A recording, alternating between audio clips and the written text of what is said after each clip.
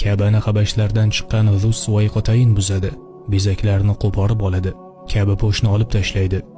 Men go'yo u kal va qiyshiq oyoqni, kurak va metini bilan Ka'bani ko'chirishini ko'rib turgandekman deganlar. Imom Ahmad rivoyati. Ulamolar bu voqea qiyomat qoyim bo'lishidan biroz oldin sodir bo'lishini aytganlar.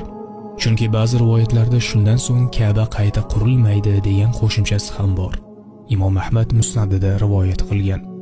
Ibn Hajar rahimahulloh Abu Hurayra radhiyallohu anhu ning hadisini sharhlar ekan, shunday deydi: Ba'zilar bu hadis Alloh taoloning biz Ka'bani barcha xavf-xatarlardan omon haram qilganimizni ko'rmaydilarmi degan so'ziga zid.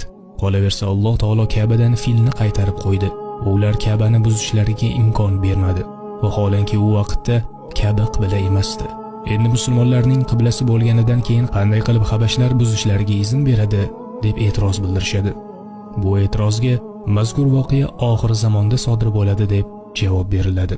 Chunki Imom Muslim rivoyat qilgan hadisda yer yuzida Alloh, Alloh, Allohdan qo'rqinglar, Allohdan qo'rqinglar deydigan odam qolmaguncha qiyomat qoyim bo'lmaydi deyilganidek, u vaqtda yer yuzida Allohdan qo'rqinglar deydigan odam qolmagan bo'ladi. Shuning uchun ham Said ibn Samoning rivoyatida shundan so'ng Ka'ba qayta qurilmaydi deyilgan. Bundan